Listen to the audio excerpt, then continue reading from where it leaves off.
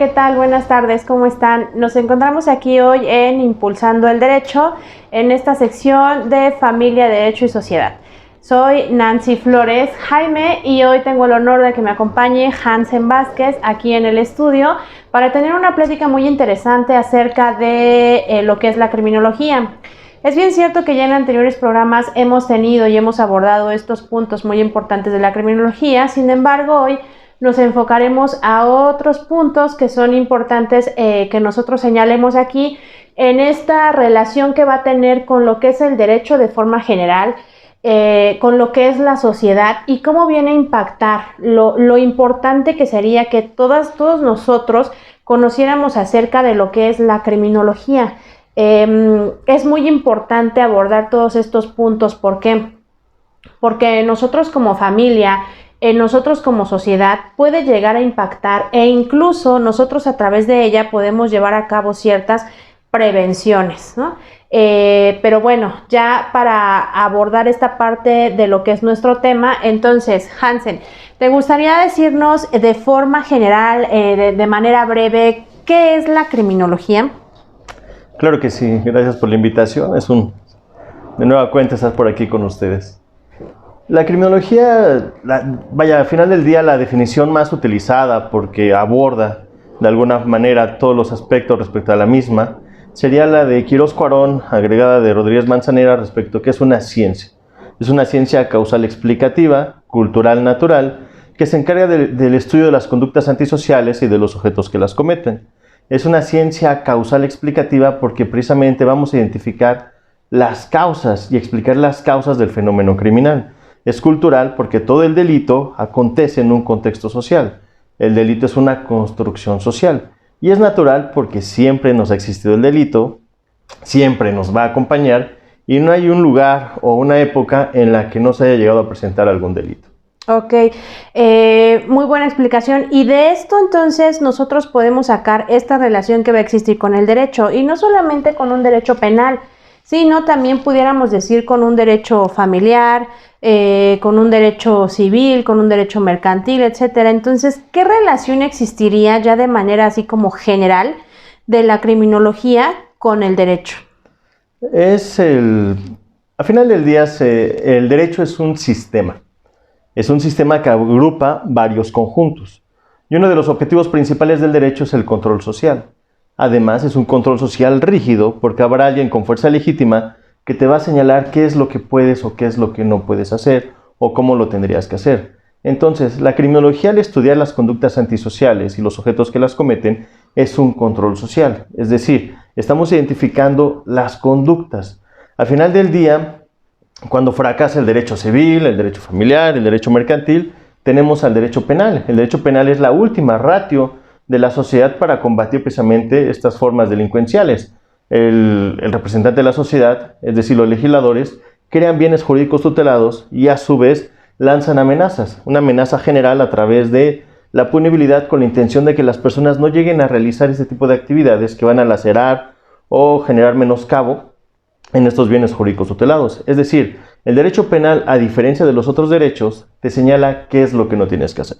No robes, no secuestres, no violes, no mates, etc. ¿Para qué? Para un control social. Y de esta forma entonces entra en relación la criminología en la forma preventiva de este tipo de conductas, pero también en el control social para observar la relación en la familia, claro, en los actos jurídicos, el hecho jurídico de forma general y en el acto jurídico, por supuesto, también, y en el plano mercantil, en el plano laboral. La criminología tiene un campo de acción sumamente amplio porque estamos señalando las bases del comportamiento, la psicología, la biología y la sociología.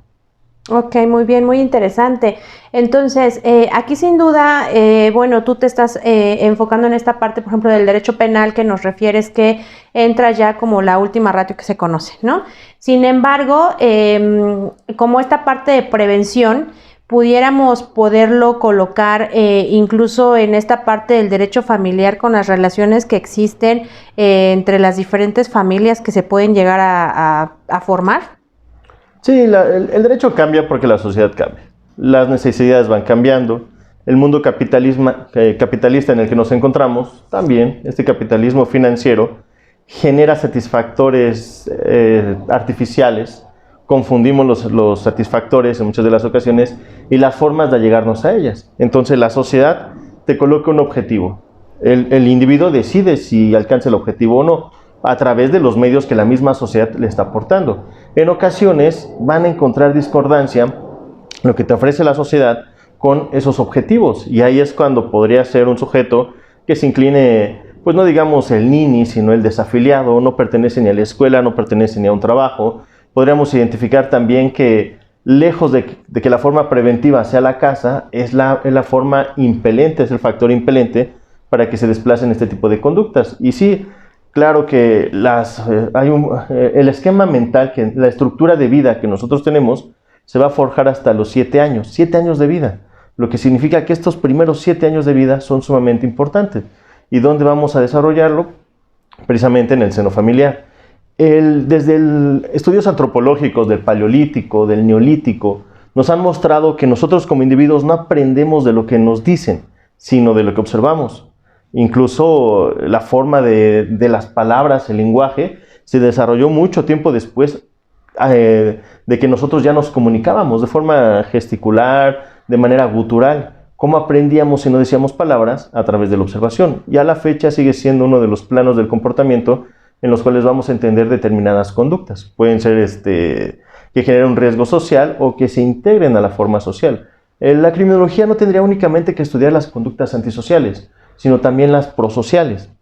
Es decir, no solamente las que laceran a la sociedad, sino aquellas que las benefician. Y ahí es en donde encontraríamos entonces el equilibrio idóneo para identificar el correcto control social. Ok, de esta parte que haces referencia, por ejemplo, en cuanto a estos satisfactores y estas a lo mejor necesidades que se tienen como tal, pudiéramos decir en cuanto a estos satisfactores, haces referencia a la sociedad, ¿no? Que en cierto punto, por las exigencias de la sociedad, puede existir cierta frustración en las personas y derivado de ello que lleguen a cometer ciertos actos que no son lícitos o que vienen a lacerar a las personas. Sí, hay mucha frustración de vida. ¿Cuánto ganas? ¿Cuánto gastas? Si tienes reconocimiento en el seno familiar, si lo tienes en el plano familiar, laboral, profesional, académico, y si careces en ocasiones cuando no alcanzas esos estándares sociales, vas a terminar llevando a cabo conductas antisociales. Freud señalaba, el que se inclina al ello, en la parte intrapsíquico, es el que va a cometer delitos. ¿Por qué? Porque no tiene una moralidad.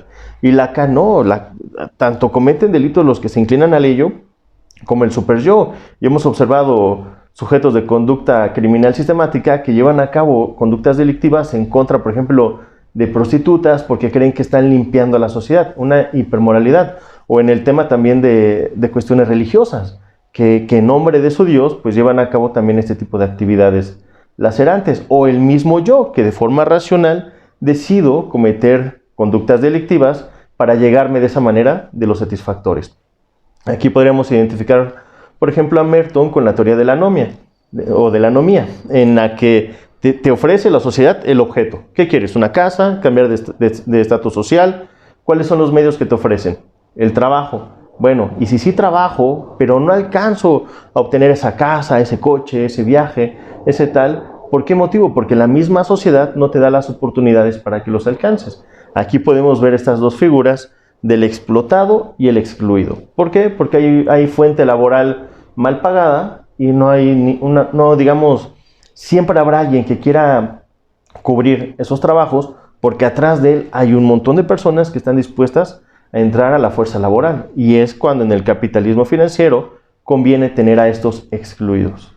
Ok, muy bien, punto muy importante. Si ustedes se dan cuenta, aquí es muy importante la sociedad, es muy importante la familia y estas exigencias que en ocasiones nosotros mismos nos hacemos o que nosotros mismos podemos llegar a hacerles a otras personas. Entonces es muy bien y resulta ser muy importante el poder percatarnos de cuáles son esas exigencias que nosotros nos hacemos y a las mismas personas que se encuentran alrededor, y más bien sería percatarnos para qué, para no llegar a realizar este tipo de exigencia que al final del día va a causar una frustración en el otro individuo. ¿Por qué? Porque a lo mejor no tiene ni los medios y no tiene tampoco ni las oportunidades. ¿Para qué? para poder allegarse, dijéramos, en este ejemplo de los satisfactores, ¿no? Mismos satisfactores que la misma sociedad a su vez va imponiendo o va colocando. Y aquí a lo mejor incluso es tema hasta para otro programa el Estado, ¿no? ¿Qué tan involucrado se encuentra en el Estado en estas relaciones y en esta parte que va a tener lo que nos refería Hansen respecto a pues lo que son los incluidos o los excluidos, ¿no? Tema muy importante incluso que se puede abordar en esta parte de la criminología. Pero entonces sigamos. ¿Qué nos puedes decir respecto a la intercrímenes? ¿En qué fase interviene y cuál sería esta relación o qué le correspondería al derecho? Claro que sí. Nada más antes digamos una pequeña apreciación. Sí, efectivamente en este momento los índices delictivos van en aumento. Observamos un Estado pávido, un Estado sin una política criminal adecuada, o al menos funcional, o al menos que digamos que tiene un sentido, porque es incomprensible la forma en la que el gobierno intenta acabar con la parte criminal, incluso confundiendo, ¿no? ¿En qué sentido? Apenas se pronuncia en contra de la prisión preventiva oficiosa respecto a delitos de cuello blanco, pero lo que tendrías que combatir es la violencia, o mejor dicho, las violencias. Y tenemos México, somos el primer país en explotación sexual infantil, en trata. Hay delitos de alto impacto que son en los que se tendría que concentrar el gobierno y no necesariamente en el tema de las facturas apócrifas o que ya se tome como delincuencia organizada, el mismo huachicoleo. Es decir, no es de que no tenga que observar, tener una observancia y una búsqueda para eliminar o intentar bajar los índices delictivos en estos delitos, pero hay otros que requerirían de una mayor atención. Entonces, a pesar de esto, de que el Estado sea pávido, de que el Estado no sea funcional en este tema, siempre hay una responsabilidad social. La sociedad hizo algo para decir algo está pasando para estos índices delictivos o algo ya pasó, algo ya hicimos, algo ya dejamos de hacer para que se presente. Y esto tiene mucho que ver también en el seno familiar, porque ahí es en donde se están educando a los criminales. Ahí es en donde, a través incluso de los roles, del machito, de la princesa, o de no identificar los límites en los niños, donde vamos a observar no hay una tolerancia a la frustración adecuada, no hay una correcta capacidad de demora, el control de impulsos tampoco, la autocrítica, la heterocrítica, la capacidad, la planeación, etcétera, que podemos observar entonces en la criminogénesis y en la criminodinámica. Ahora, ya pasando a la pregunta del intercrímenes. El intercrímenes es el camino al delito. Entonces, tenemos dos fases, la fase interna y la externa. Cuando hablamos de la fase interna, hay una idea, un pensamiento para llevar a cabo la conducta criminal, pero todos lo tenemos, o sea, a todos nos puede pasar por la mente. Y de ahí hay una deliberación, o sea, decido o no decido llevar a cabo esa conducta. Hay pros y hay contras, y hay una resolución. Ya me decidí a llevarla a cabo. Esa es la fase interna de la cual se va a encargar la criminología. Es el pensamiento. Hay un principio, una máxima del derecho, que el derecho penal no castiga el pensamiento. Bueno, a veces cuando si el pensamiento es colectivo, ahí sí podría ser. Pensemos en un policía en encubierto que está descubriendo una conspiración, una cuestión similar. En esos casos sí, pero de forma general no. No se va a meter el derecho con el pensamiento. La criminología sí. Pero luego de esta fase interna del intercrímenes, tenemos la manifestación. O sea, ya voy a exteriorizar esa idea que yo tengo de la comisión del delito. Y viene una serie de actos preparatorios para llevar a cabo ese delito. Hasta ahí tampoco se puede meter el derecho. ¿Por qué motivo? Porque si yo estoy llevando a cabo la planeación para cometer un delito, el derecho no puede intervenir. Y aquí es una de las, si bien no críticas, sí de las fallas que vamos a encontrar respecto al tema criminal. No se puede adelantar el derecho penal. Entonces, si no se puede adelantar el derecho penal hasta la ejecución, ya sea la consumación o ya sea la tentativa, ¿por qué le dejamos al derecho penal el trabajo de la prevención de los delitos? Es ilógico. El derecho penal se encarga de los efectos del delito, no de la prevención. Ahí tendría que entrar entonces la criminología. La criminología es la que se va a encargar de prevenir los delitos y el derecho de asumir los efectos de dicho delito. Y en su caso aquí entonces estaríamos hablando de que no se va a prevenir el delito, sino que más bien se tiene que prevenir la violencia y se tiene que prevenir estas conductas que posterior a eso van a terminar en estos delitos, ¿no? O lo que se conoce como los delitos, ¿cierto? Claro, aunque un pequeño ajuste, no la violencia, las violencias. Y si identificamos las violencias, entonces la fórmula está muy sencilla. Señala Huelgical, si tú identificas lo que produce la delincuencia o ese delito en particular, lo vas a poder erradicar. Pero si nada más lo lanzas de forma general, pues va a ser imposible. Como ejemplo, lo que estamos observando en este momento en el gobierno.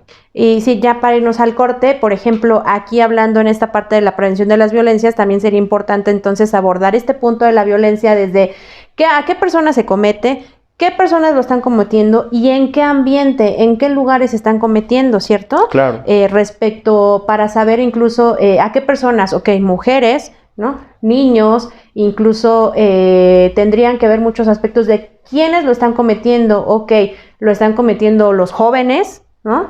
Que incluso aquí ya se habla como tal de pues la juventud, qué tanto influye en esta parte de la criminología y de los actos que se están cometiendo, transgrediendo al patrimonio o a la persona de otros seres.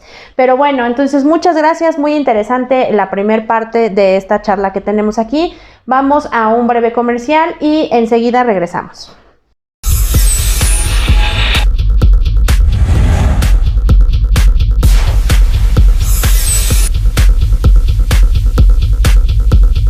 ¿Ya conoces La Pequeña Burguesía?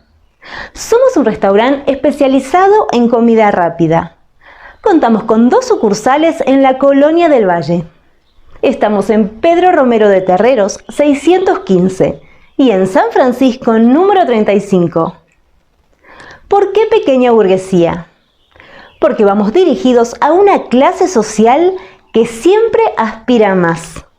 Disponemos de servicio takeaway, un concepto que se ha convertido en tendencia en los últimos años.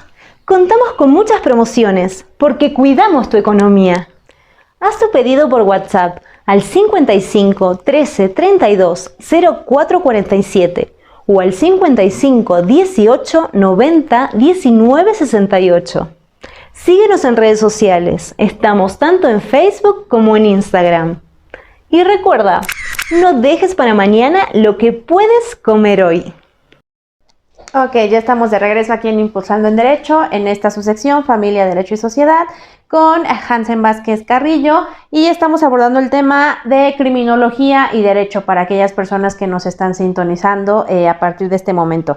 Retomando este punto entonces de la criminología y ya en este caso, en este punto muy importante que nos hacías referencia respecto a las violencias, ¿no? De que van a ser importantes o fundamentales estudiarlas para en su momento poder llevar a cabo esta prevención de las mismas. Entonces, hilando como tal estas ideas que nosotros tenemos, ¿qué nos puedes decir respecto a que si en México se aplica una buena criminología en esta parte del derecho? ¿Existe una correcta aplicación de la criminología en México aquí en el derecho? Normalmente se deja al criminólogo en el centro penitenciario, pero ahí, ¿qué vas a prevenir?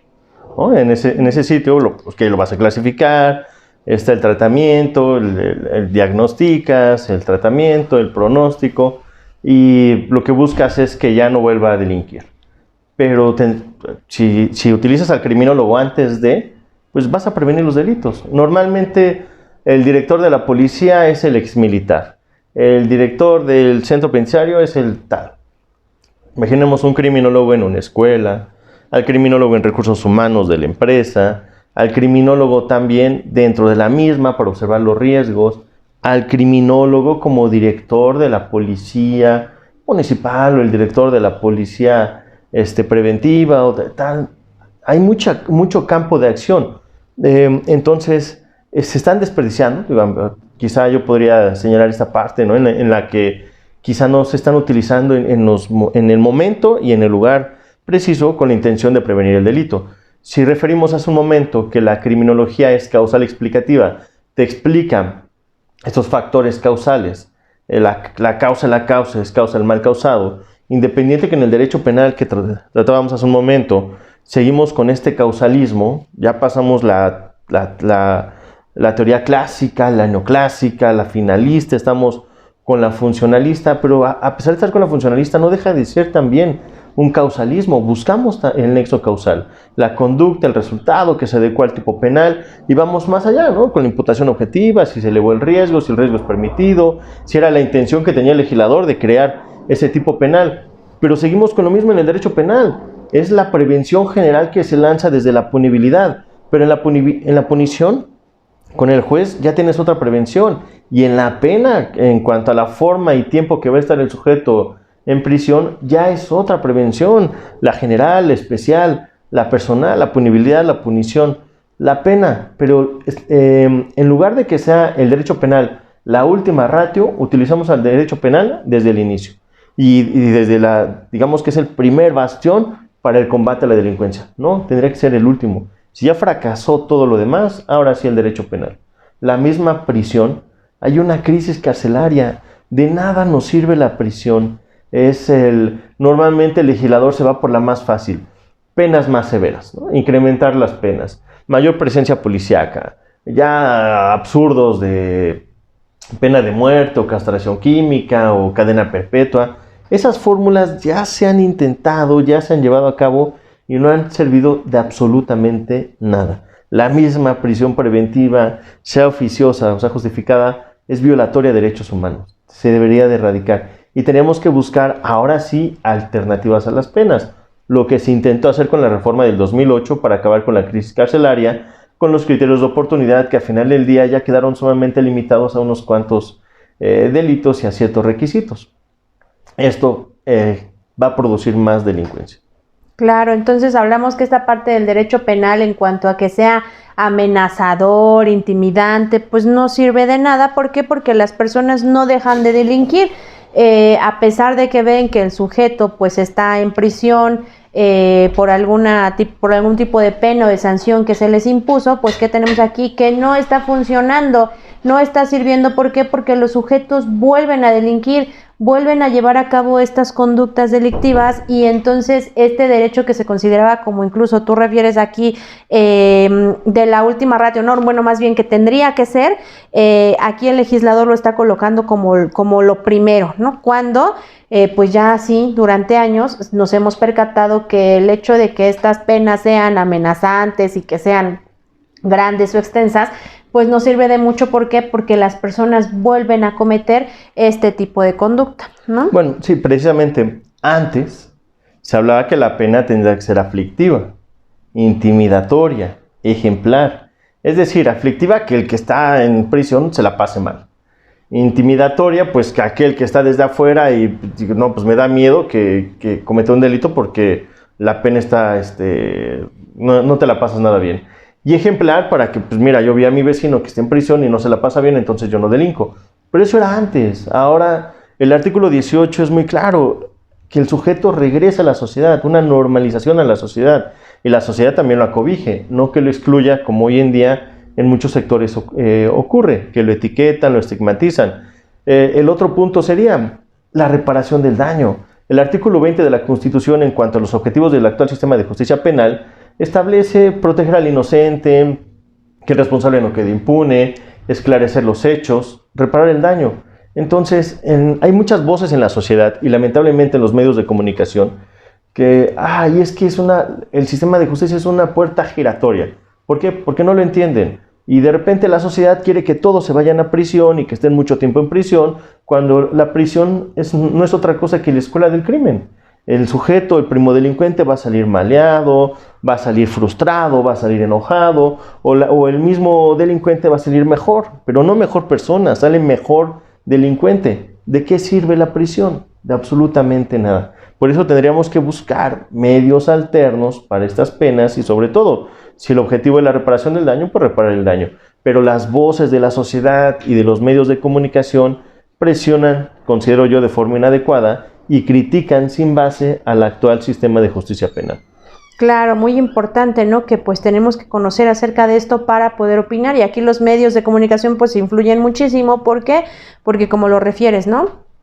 Incluso en esta parte de los medios de comunicación, pues considero que lo hacen mal respecto a que todo el tiempo y en todo momento nos están diciendo los tipos de delitos, ¿no? Y que estas conductas se llegaron a cometer. Digo, no es que no nos lo tengan que decir, por supuesto que sí lo tenemos que saber. Sin embargo, pues también el hecho de que se enfoquen solamente en estos puntos, qué tan dañino le hace a la sociedad, ¿no? ¿Qué tanto daño? ¿Por qué? Porque pues sin duda ya el ser humano, la persona no se siente seguro en este ambiente, en este punto donde cotidianamente se está desenvolviendo. Pero bueno, entonces vámonos a la siguiente pregunta, por favor. En esto entonces, ¿cuál sería el ámbito de aplicación de la criminología? Es variado. Como señalábamos hace un momento, el campo de acción de la criminología está hasta para las escuelas, está en recursos humanos, está en las direcciones de las policías, está en la participación para los programas de prevención de los delitos, está para la creación de tipos penales adecuados y punibilidades adecuadas al delito que se está cometiendo.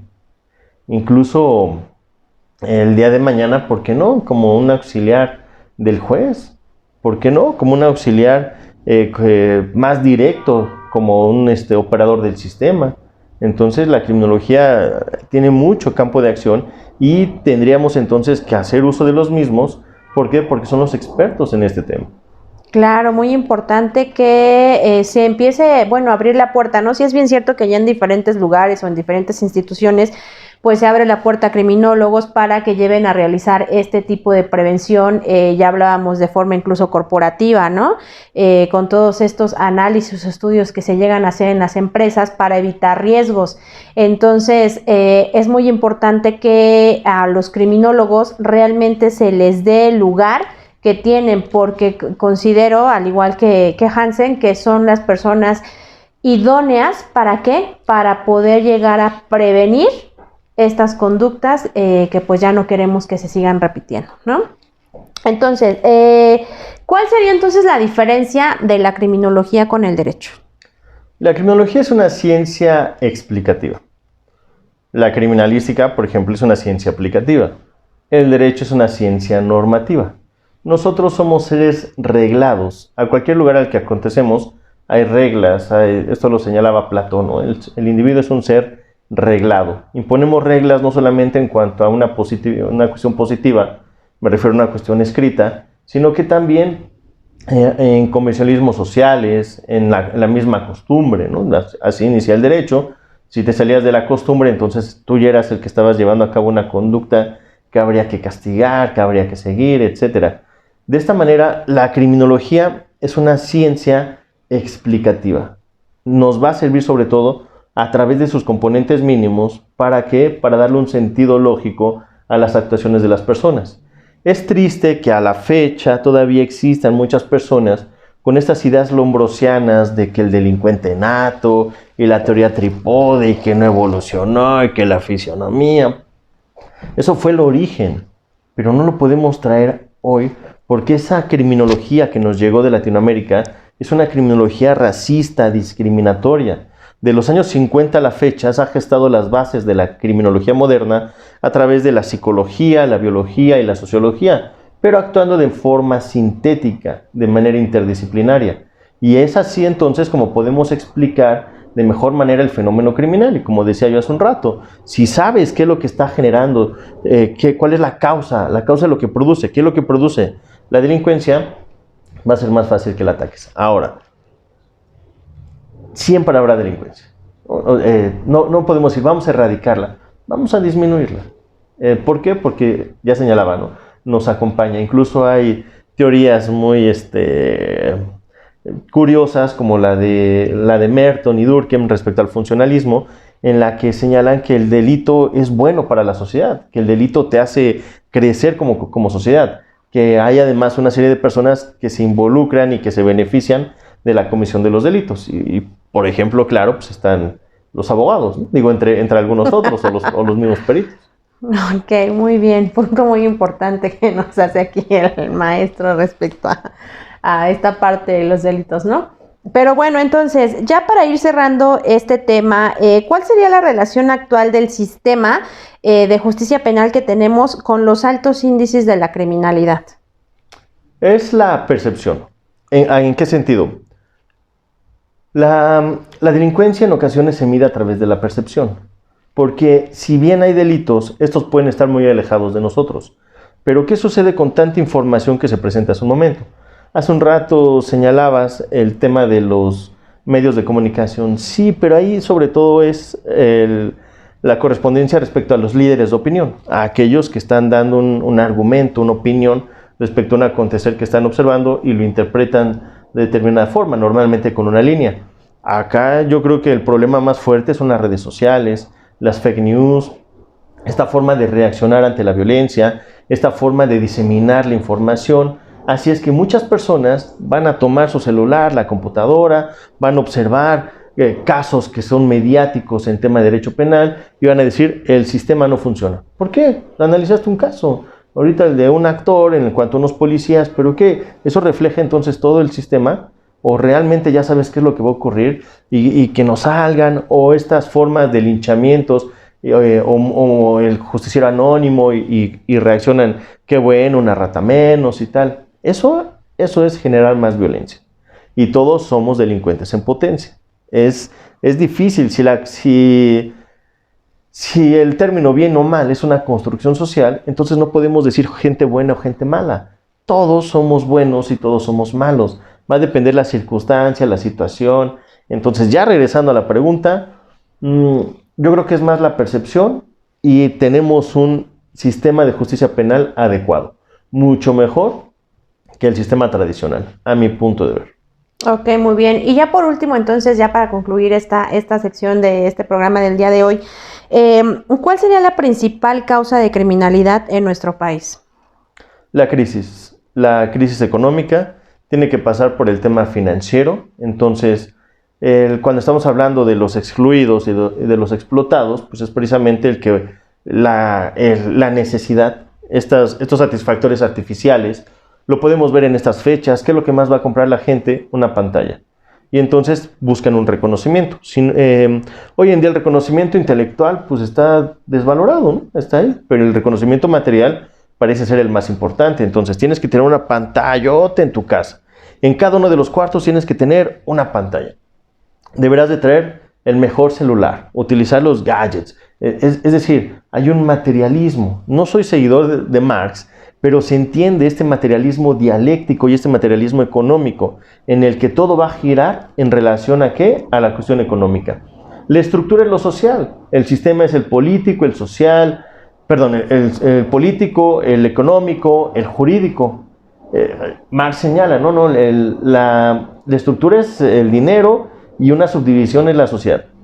A lo mejor no tan radicales como Marx, pero sí podemos entender precisamente que la cuestión económica es lo que va a modificar la estructura social, el sistema político y el sistema jurídico. Y hoy en día, ¿qué es lo que hay? Hay una necesidad, hay un consumismo, hay un materialismo. Señalaba Hegel, si no te ven no existes. Entonces, si no me ves que me voy de vacaciones, si no me ves que me compré el coche, si no me ves que tengo esta pantalla, si no me ves que ceno esto, pareciera que no vale. Ya no es el reconocimiento en cuanto a la intelectualidad, en cuanto a la forma en la que tú te vas a conducir, en cuanto a honorabilidad, algunos otros valores. Ahora es la cuestión material. Y esta materialidad va a estar midiendo el éxito. Mira, ese tiene éxito. ¿Por qué tiene éxito? Mira dónde está, mira qué hace tal. Aquellos que no pueden alcanzar esos estándares también van a entrar en un conflicto interno. Yo no los puedo alcanzar. Y hoy en día, pues a través de redes sociales, ya podemos identificar la vida de todos. Mucha de esa vida obviamente es simulada. Todos mentimos. De una u otra forma, todos mentimos. De Paulo, Zuckerman, han realizado metaanálisis respecto a la mentira y señalan que al día el adulto dice de 8 a 10 mentiras. Y al menos el 50% de los adultos ha dicho una mentira, ha tenido una mentira grave alguna vez en su vida. Vaya, es una ficción, sí, una ficción quizá necesaria, una ficción diplomática, pero que también está generando que haya otro grupo de la sociedad, los excluidos o los explotados, que están viendo o que quieren alcanzar esos objetivos que habíamos comentado en un inicio sociales, pero por medios no idóneos, a través de formas delincuenciales o a través de maneras de falta de respeto. Vaya, es un tema un tanto amplio, pero creo que ya no podría ser. Ok, muchísimas gracias. Sin duda, yo pudiera decir en este punto, saben que me he especializado durante varios años respecto a las violencias, a diferentes tipos de violencias, y punto de lo que siempre se habla es de la frustración, de que tenemos que evitar frustrarnos para llegar a cometer conductas o actos que van a ser posterior irracionales o que estamos lacerando a otra persona. Entonces, en este sentido, incluso desde este punto económico que se alcanza a percibir, evitando estas frustraciones también es como pudiéramos ayudar en prevenir ciertos tipos de actos o ciertos tipos de violencias. Ojalá que en otro programa nos puedas acompañar, porque sin duda es un tema muy enriquecedor, muy importante y que tiene mucho que ver con la familia y la sociedad. Entonces, muchísimas gracias. Muchas gracias por acompañarnos el día de hoy. ¿Quieres dejar tus datos de contacto? Sí, claro que sí. Hansen Vázquez Carrillo.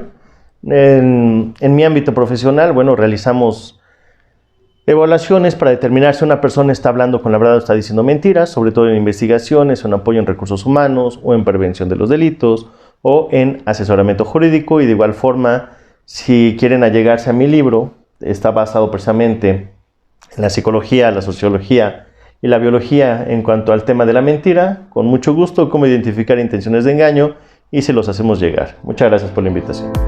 Ok. Muchas gracias por acompañarnos el día de hoy. Y bueno, cabe hacer mención rápido que acabas de impartir igual un curso aquí del lenguaje corporal, muy importante, muy bueno, tuvo mucho éxito y todos salieron muy contentos, ¿no? Incluso con tu obra que pudiste. Sí, así es. Muchas gracias a los maestros Uriostegui. Realizamos un taller, espero que sea no sea el único, sino que de estos vengan más, en el cual pudimos abordar precisamente, sobre todo en la cuestión del abogado, las posturas correctas, identificar intenciones de engaño y cómo tendríamos nosotros que actuar, sobre todo en una audiencia o ante los alegatos de apertura o de clausura, es decir, la forma comportamental idónea para que nuestros mensajes sean mejor escuchados, para conquistar con las ideas, para convencer con nuestras palabras. Ok, muchísimas gracias. Muchas gracias a todos ustedes por acompañarnos el día de hoy. Les agradezco y nos vemos después. Cuídense mucho. Les mando un abrazo. Gracias.